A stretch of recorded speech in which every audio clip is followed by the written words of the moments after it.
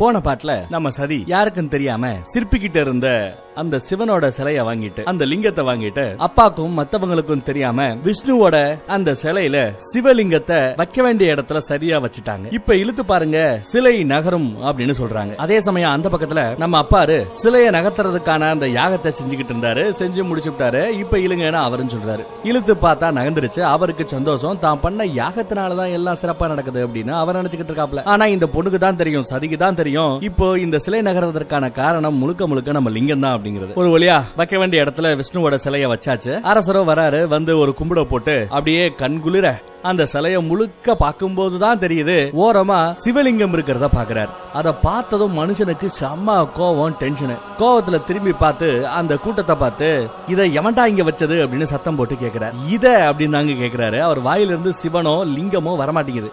இந்த இடத்துல எவன்டா வச்சது அப்படின்னு கேக்குறாரு. கூட்டமே அப்படியே பதறி போயிருக்கு. ஐயோ கோவப்படுறாரு அப்படின்னு. யார் வச்சது சொல்றீங்களா இல்லையா அப்படின்னு சத்தம் போட நம்ம சரி முன்னாடி வந்து நான் தான் தந்தையே அப்படின்னு சொல்ல மனுஷன் மறந்து போறாரு. என் பொண்ணா இப்படி நீ அப்படி செய்யறவ இல்லையே. யாரோ மனசை போட்டு குழப்பி இருக்கணும். யாரோ சொல்லக்கூடாததெல்லாம் சொல்லி இருக்கணும். அப்பாவையும் பொண்ணையும் பிரிக்க முயற்சி பண்ணி இருக்காங்க.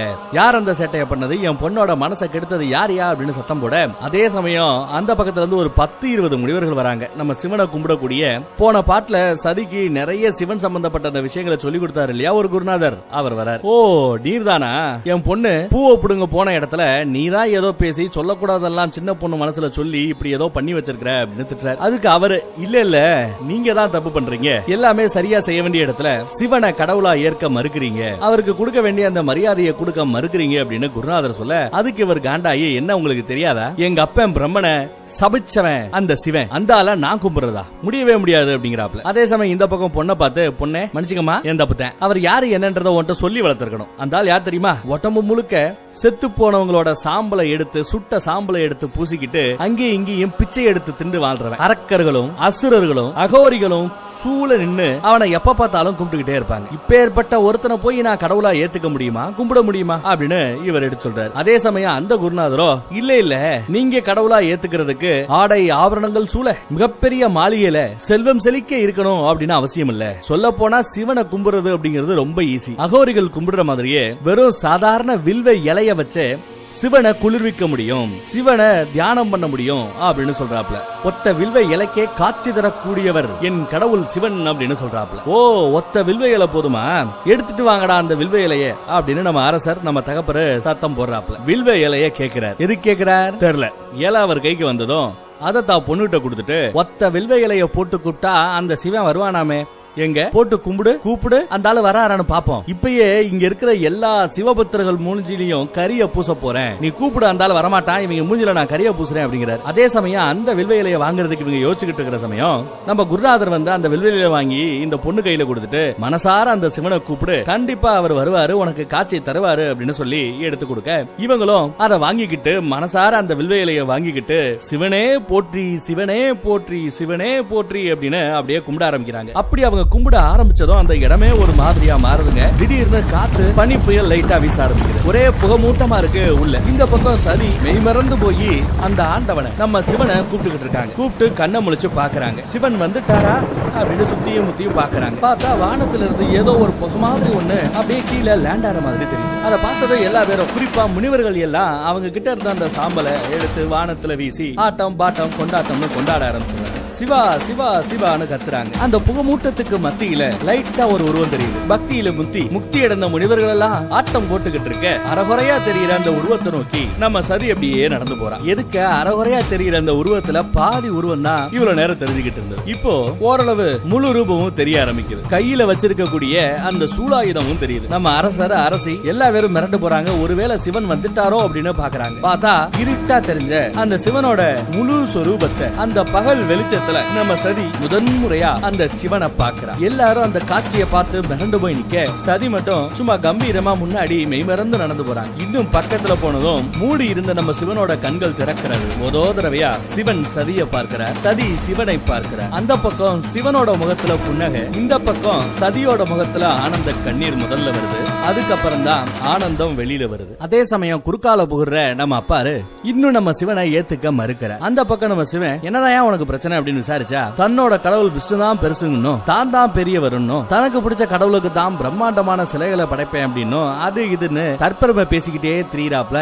நம்ம தகப்பன். இதுல நம்ம சிவனுக்கு காண்டாயிருது. கோவத்துல என்ன பண்ணிராப்ல, இங்க பாரியா தர்மத்தின் பேரை சொல்லி சொல்லி சொல்லியே இங்க நிறைய அநீதி நடந்துகிட்டு இருக்கு. எப்பெல்லாம் தர்மத்தின் பேரை சொல்லி அநீதி தலைதூக்குகிறதோ அப்போதெல்லாம் நான் அவதரிப்பேன். எல்லை மீறி என்னைக்கு அந்த அநீதி போதோ அன்னைக்கு நான் வருவேன். அப்புறம் இருக்கியா குய்யால உங்களுக்கு எல்லாம் அப்படின்னு சொல்லிட்டு சிவன் போயிடுறார். இதுல நம்ம அப்பாரு ரொம்பவே கோவப்பட்டுறாப்ல. இந்த பக்கம் பொண்ணை பாக்குறாரு கோவத்தோட. அப்ப அந்த பொண்ணு சொல்றாங்க, இல்லப்பா இந்த சிலை நீங்க ரொம்ப அழகா சிறப்பா பெருசா செஞ்சீங்க விஷ்ணுவோட சிலையை. ஆனா உள்ள கொண்டு வர முடியலையே, நகர்த்த முடியலையே. இது உங்களுக்கு ஒரு பெருத்த அவமானமே. இந்த அவமானத்துல இருந்து உங்களை காப்பாற்றணும்ன்ற ஒரே நோக்கத்துக்காக தான் சிவலிங்கத்தை எடுத்து தான் வச்சதாகவும் யாரும் என்ன வற்புறுத்தல அப்படின்னு எடுத்து சொல்றாங்க. இருந்தாலும் அப்பாரு கோவப்படுறாரு. என்னதான் இருந்தாலும் நீ மனசுருகி கூப்பிட அந்த சிவனே வந்துட்டாரு அப்படின்னா அந்த லெவலுக்கு நீ கூப்பிட்டு இருக்க. எனக்கு வேண்டாதவன் அவனை நீ கூப்பிட்டு என் வீட்டு வாசல் வரைக்கும் கொண்டு வந்திருக்க. இதுக்கு தண்டனை உனக்கு இருக்கு அப்படிங்கிறார். அதுவும் என்ன மாதிரி தண்டனை தெரியுமா? 1,00,000 தாமரை மலர்கள்ல விஷ்ணுவோட நாமத்தை எழுத சொல்லி, அதுவும் எத்தனை தடவை 1,00,000 தடவை எழுத சொல்லி தண்டனை கொடுக்கிறாரு தன்னோட பொண்ணுக்கு.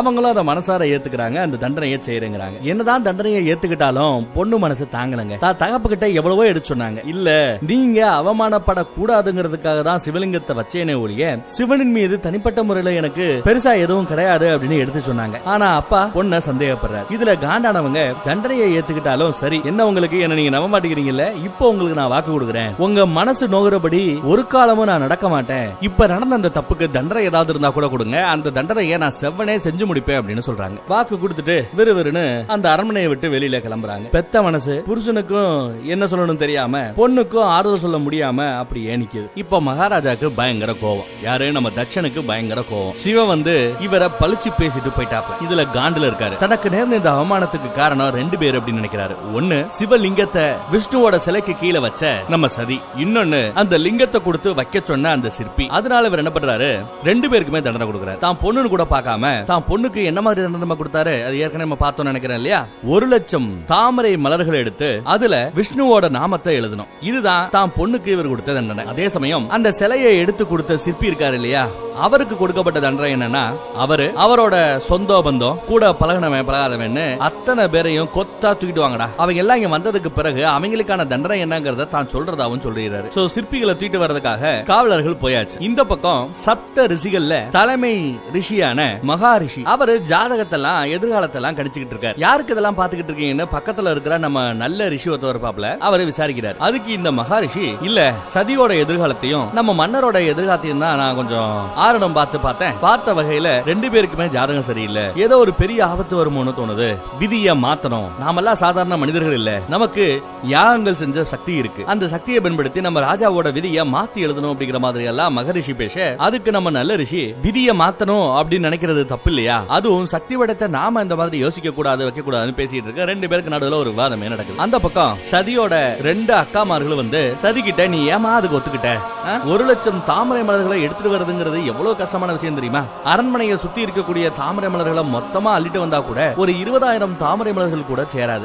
அப்பேற்பட்ட நிலைமையில நீ 1,00,000 தாமரை மலருக்கு எங்க போவ? இதுக்கு நீ ஒத்துக்கிட்டு இருக்க கூடாது. ஏன் ஒத்துக்கிட்ட அப்படின்னு கேட்டா, நான் என்ன பண்றது, தப்பு பண்ணிட்டேன், அப்பாக்கு வாக்கும் கொடுத்துட்டேன், அவர் கொடுத்த தண்டனையை நான் ஏத்துக்கிட்டேன், நான் செஞ்சுதான் ஆகணும் அப்படின்னு நம்ம சதியும் ஒத்த கால்ல நிக்கிறாங்க. சும்மா அக்கா மார்க 2 பேரும் அப்படியே விசாரிச்சதோட மட்டும் இல்லாம தாமரை மலர்களை கொண்டு வரதுக்காக வேலையாட்களை ஏவி விட்டு அங்க இங்க கொஞ்சம் வேலை செஞ்சு நிறைய தாமரை மலர்களை கொண்டு வந்துகிட்டே இருக்காங்க. ஆனா நம்ம சரி, நீங்க இந்த மாதிரி உதவி எல்லாம் செய்ய வேண்டாம், ஏன்னா தப்பு பண்ணது நானு, தண்டனையை அனுபவிக்க வேண்டியதும் நானு, இந்த உதவிகள் எல்லாம் வேண்டாம் அப்படின்னு மறுத்துறாங்க. அப்படி சொல்லிட்டு அவங்களோட தாமரை மலர்களை வேண்டாம் சொல்லிட்டு கால் செருப்ப கூட கழட்டி வச்சுட்டு காட்டுக்கு நடுவுல தாமரை மலர்களை தேடி புறப்பட்டு போறாங்க. கூட துணைக்கு 2 வேலைக்காரிங்க தான் போறாங்க. உள்ள பயங்கர வெயில், சாப்பாடு ஈப்பாடு தண்ணி எதுவுமே எடுத்துட்டு போல. தான் இவ்வளவு கஷ்டப்படுறமே, பரவாயில்ல, தப்பு பண்ணோம், தண்டனை அனுபவிக்கிறோம். தான் கூட வர்ற இந்த வேலையாட்கள் அவங்க எதுக்காக இவ்வளவு கஷ்டப்படணும் சொல்லிட்டு, இது என்னோட கட்டளை, நீங்க 2 பேரும் அரண்மனை நோக்கி இப்பயே புறப்பட்டு போங்க, போனது நல்லா சாப்பிடுங்க, தண்ணி குடிங்க அப்படின்னு சொல்லிட்டு அவங்க 2 பேரையும் அனுப்பிச்சுறாங்க. அவங்களும் முடியாதுன்னு சொன்னாலும் விடலையே, கண்டிப்பா போய் ஆகணும், இது அரச கட்டளை, இல்லனா தண்டிப்பேன்னு சொல்ல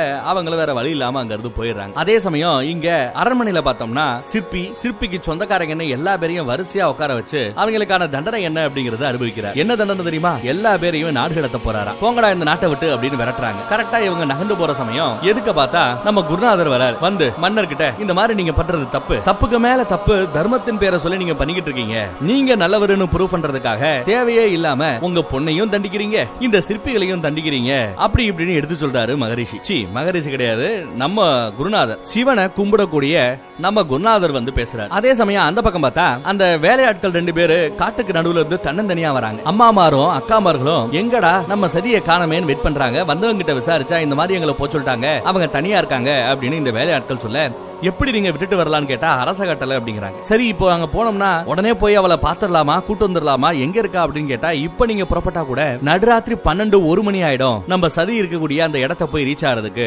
அப்படின்னு அந்த வேலையாட்கள் சொல்றாங்க. இவங்க என்ன பண்ணணும்னு புரியாம, ஐயோ நட்ட நடு ராத்திரி நேரத்துல தான் பொண்ணு எவ்வளவு கஷ்டப்படுவாளோ, உடனே இந்த மேட்டரை ராஜா கிட்ட அப்பா கிட்ட சொல்லணும் அப்படின்னு சொல்லிட்டு விறுவிறுன்னு கிளம்பி வராங்க. இங்க வந்து பார்த்தா விவாதம் நடந்துகிட்டு இருக்கு நம்ம குருநாதருக்கும் தட்ச மகாராஜாவுக்கும். இவரு திரும்ப திரும்ப சொல்றது என்ன தெரியுமா, நான் ரொம்பவே நேர்மையானவன், என் நீதிக்கு முன்னாடி என் பொண்ணு ஒண்ணுதான், இந்த சிற்பிகளும் ஒண்ணுதான் அப்படின்னு தன்னோட கௌரவத்தை நிலைநாட்டுறதுக்காக இம்புட்டு சேட்டையும் பண்ணிக்கிட்டு இருக்காப்ல. இவருக்கு ஏன் சிவ மேல அம்புட்டு கோவம்? இதுக்கு பின்னாடி ஒரு பேக் ஸ்டோரி இருக்கும், அதை இன்னும் கொஞ்சம் டீடைல்டா ஏதாவது டீடைல் வரும்போது நம்ம சொல்றேன். இப்படி இவங்க விவாதம் பண்ணிக்கிட்டு இருக்கிற சமயம் கரெக்டா நம்ம சதி வராங்க. கல்லாடி தட்டு தடுமாறி அரமனை பக்கம் வந்து அப்படியே மயங்கி பொத்துன்னு விழுகிறாங்க. கீழே விழுந்தவங்களை தூக்குறதுக்காக அம்மாமாரும் அக்காமார்களும் ஓடி வர, யானை அவளை தொடக்கூடாது, அவளே எந்திரிக்கணும்னு சொல்லிட்டு மகாராஜா சொல்றாரு. இவங்களும் எந்திரிக்கிறாங்க. கீழே விழுந்த தாமரை மலர்களை எடுத்து வைக்கிறாங்க. அதே சமயம் நம்ம குருநாதர் வந்து சதியை பார்த்து, பயப்படாத, இந்த தண்டனை எல்லாம் உனக்கு கால் தூசுக்கு சமம், இது எல்லாத்தையும் உன்னால செய்ய முடியும், அதை நான் முழுசார மனசார நம்புறதா அந்த குருநாதர் எடுத்து சொல்றார். அதே சமயம் பக்கத்துல இருக்கிற மந்திரிய நம்ம மகாராஜா பார்த்து கையசைக்க, கண்ணசைக்க, அந்த கண் அசைவிலேயே அவர் என்ன எதிர்பார்க்கிறாருன்னு புரிஞ்சுக்கிட்டு, ஆஹா சிற்பிகள் உடனே இடத்த காலி பண்ணுங்க, உங்களுக்கு 24 மணி நேரம் டைம் கொடுக்கிறோம், அந்த 24 ஹவர்ஸ்க்குள்ள எல்லாம் அவங்க குடும்ப குட்டி எல்லாம் கூட்டிக்கிட்டு உங்க உடைமைகளெல்லாம் எடுத்துக்கிட்டு இந்த நாடை விட்டு வேற ஒரு நாடை நோக்கி போகணும், எல்லையை தாண்டி போகணும், இல்லைன்னா தண்டனை இன்னும் கொடுமையா இருக்கும் அப்படின்னு சொல்லி தண்டனையா அறிவிச்சிடறாங்க. ஒரு நாள் டைமா, அதுக்குள்ள எல்லாத்தையும் காலி பண்ணிட்டு போகணுமா. அங்க ஒண்ணும் பயப்படாதீங்க, நான் இருக்கிறேன் அப்படின்னு சொல்லிட்டு சிவனை கும்பிடக்கூடிய நம்ம குருநாதர், ஏன் பின்னாடி வாங்க, எல்லா வல்ல அந்த சிவங்கிட்டயே உங்களை கூட்டு போறேன், உங்களுக்கு நல்லது நடக்கும் அப்படின்னு கூட்டு போறாரு. இந்த பக்கம் நம்ம சரி கட்டில வந்து அப்படியே படுத்து கிடக்காங்க. காடு பார்த்தா பயங்கரமா புண்ணாய் போய் கிடக்குங்க. சொந்த மல்லம் எல்லாம் சேர்ந்து மருந்தெல்லாம் போட்டு விட்டுட்டு இந்த அநியாயத்தை யாராலையும் தட்டி கேட்க முடியாதா அப்படின்னு பேசிட்டு இருக்காங்க, வருத்தப்பட்டுக்கிட்டு இருக்காங்க. சம்பந்தப்பட்ட அந்த அம்மா இருக்காரு இல்லையா, அவங்களே சொல்றாங்க, என்ன பண்றது, தட்சனுக்கு மகளா பிறந்துட்டாலே தட்சனோட கௌரவத்தை காப்பாத்துறதுக்கு இவ கஷ்டப்படணும்னு விதி அப்படின்னு பேசுறாங்க. அந்த பக்கம் நம்ம சதியோட மூத்த அக்கா, அவங்க எப்பவுமே சிவப்பு கலர் ட்ரெஸ்ல தான் வருவாங்க. அவங்க விறுவிறுன்னு போய் மகரிஷி கிட்ட, இவங்களோட சப்த ரிஷிகள் இருக்காங்கல்ல, இவங்க எல்லாம் யாரு, விஷ்ணுவை கும்பிடுறவங்க, அவங்களோட தலைவன் தான் இந்த மகரிஷி. மகரிஷிட்ட போய், உங்களுக்கு தெரியாத ஒண்ணும் இல்ல, ஏன் இப்படி அப்பாக்கும் பொண்ணுக்கு நடுவுல சண்டை பஞ்சாயத்தெல்லாம், இந்த தண்டனை வேண்டாமே, அப்பா கிட்ட நீங்க சொன்னா அவர் கேட்பாரு அப்படின்னு பேசுறாங்க.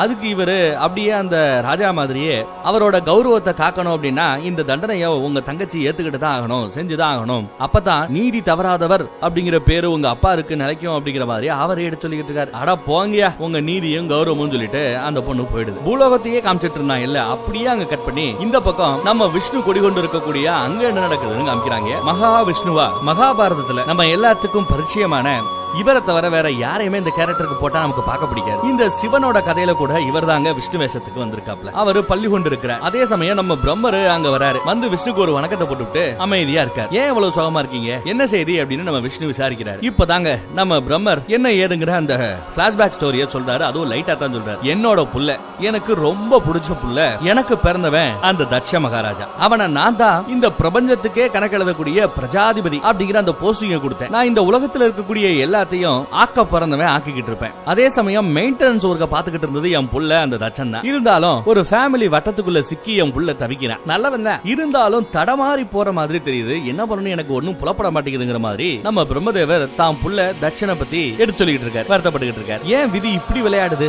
அப்படின்னு நம்ம பிரம்மதேவர் கேட்க, அதுக்கு நம்ம மகாவிஷ்ணு, உலகத்தை படைச்சவரே நீங்க தான், உங்களுக்கு தெரியாதது ஒண்ணும் இல்லையே, நீங்களே அந்த காரணத்தை சொல்லலாமே அப்படின்னு சொல்ல பிரம்மதேவரே சொல்றாரு, ஆமா ஆமா நானும் அந்த பழைய கதைய நினைக்க வேண்டாம்னு நான் நினைச்சேன், ஆனா இப்ப விதி வந்துருச்சு. ஒண்ணு இல்லங்க, நம்ம பிரம்மர் ஒரு காலகட்டத்துல இந்த 3 உலகத்தையும் படைச்சது நான் தான் கடவுளுக்கெல்லாம் கடவுள் அப்படின்னு சொல்லி திரிஞ்சார். இதுல காண்டான நம்ம சிவன் வந்து, என்னையா ரொம்ப ஓவரா தான் அகங்காரத்துல ஆடிக்கிட்டு இருக்க அப்படின்னு சொல்லிட்டு பிரம்மாவை சபிச்சிடுறார். இனிமே பிரம்மதேவருக்குன்னு இங்க எதுவுமே புதுசா கோயில்கள் கட்டப்படாது, பூலோகத்தில் இருக்கிற யாருமே பிரம்மதேவரை கும்பிட மாட்டாங்க, இவருக்கு கும்பாபிஷேகம் கிடையாது, அபிஷேகம் கிடையாது, ஆராதனை கிடையாது அப்படின்னு சபிச்சிருவார். அது மட்டும் இல்லாம அகங்காரத்துல லிங்கத்துல ஆடிக்கிட்டு இருந்த நம்ம பிரம்மதேவருக்கு அப்போ மொத்தமா 5 தலைகள் இருந்தது. அதுல ஒரு தலையை நம்ம சிவன் வெட்டி எடுத்துருவாப்ல. அதுக்கப்புறம் தான் இவர்கிட்ட இருந்த அந்த அகங்காரம் அப்படிங்கிற அந்த குணம் போய் ஒரு நல்ல பிரம்மதேவரா உருவெடுத்தார், திருந்தினார். அதுக்கப்புறம் இவருக்கு மொத்தம் 4 தலை தான். நல்லா பாத்தீங்கன்னா 3 தலை தான் தெரியும். ஏன்னா இன்னொரு தலை புடனைக்கு பின்னாடி இருக்கு, அத மோஸ்ட்லி காமிக்க மாட்டாங்க. ஆக்சுவலி பிரம்மருக்கு இப்போ 4 தலைகள் அப்படிங்கறத ஞாபகம் வச்சுக்கோங்க. ஒரு தலையை வெட்டினதும் எனக்கு அகங்காரம் போயிடுச்சு. ஆனா இந்த சம்பவத்தை ரொம்ப பர்சனலா என் புள்ள எடுத்துக்கிட்டான்.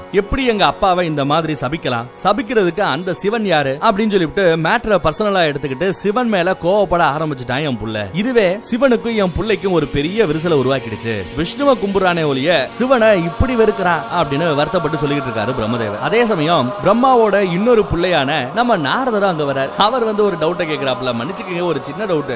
உங்களுக்கு 5 தலை இருந்துச்சு. சோ ஒரு தலைய அகங்காரத்துக்காக நீங்க விட்டீங்க, மீதி 4 தலை உசுரோட இருக்கீங்க. ஆனா எங்க அண்ணன் தட்சனுக்கோ இருக்கிறதோ ஒரே ஒரு தலை, அதை வெட்டிட்டா பயபுள்ள போய் சேர்ந்துருவானே அப்படின்னு நக்கல் பண்றாரு. அதே சமயம் இவங்க பேசிட்டு இருக்கும் போது நம்ம மகாலட்சுமி அங்க அப்படியே உதிக்கிறாங்க. என்ன மறந்துட்டீங்க, என்ன விட்டு நீங்க மீட்டிங் போட்டுட்டு இருக்கீங்கன்னு வந்து நிக்கிறாங்க. மகாலட்சுமி, நீ வராம எந்த இடத்துலயுமே ஒரு தீர்வு கிடைக்காதே, வா நீ வரலனா நானே உன்னை கூப்பிட்டு இருப்பேன் அப்படிங்கிறாரு நம்ம மகாவிஷ்ணு. லட்சுமியும் ஒண்ணு இல்ல, நடக்கிறது எல்லாம் நன்மைக்கு தான். மறந்துட்டீங்களா, முன்னொரு காலகட்டத்துல நம்ம சிவன் என்னதான் முற்றும் துறந்தவராக இருந்தாலும் கூட மனிதர்களுக்கு அவர் ஒரு வாக்கு கொடுத்திருக்கிறார். இதே மனித குலத்தில இருந்து ஒரு மனுஷிய தான் கல்யாணம் பண்ணிப்பேன் அப்படின்னு வாக்கு கொடுத்திருந்தார். அந்த வாக்கை நிறைவேற்றுறதுக்காகத்தான் இப்போ இதெல்லாம் நடந்துகிட்டு இருக்கு. சதி சிவனுக்காகவே பிறந்தவ அப்படின்னு நம்ம மகாலட்சுமி விஷ்ணுவோட பொண்டாட்டி எடுத்து சொல்லிட்டான். ஆமல்ல அப்படின்னு இவங்களுக்கு கொஞ்சம் லேட்டா உரைக்குது. சோ நடப்பதெல்லாம் சரியாகவே கரெக்டாகவே நடந்து கொண்டிருக்கிறது. சதி அடிக்கடி சிவனை பார்த்தாச்சு, ஏதோ ஒரு ஈர்ப்பு சதியை ஈர்க்குது. அதே சமயம் அந்த பக்கத்துல சிவனுக்கும் சதி மேல ஒரு ஈர்ப்பு ஏற்படணும், அதுக்கு தான் கொஞ்சம் டிலே ஆகிட்டு இருக்கு. அதுவும் நல்லபடியா நடக்கும்னு எதிர்பார்க்கறதா நம்ம மகாலட்சுமி சொல்லிட்டு போயிடுறாங்க. அந்த பக்கம் நம்ம சதி நல்லா தூங்கிக்கிட்டு இருக்கும் போது திடீர்னு ஒரு கனவுல இவங்க விறுவிறுன்னு நடந்து போறாங்க. எதுக்க பார்த்தா இமயமலை கைலாய மலை தெரியுது.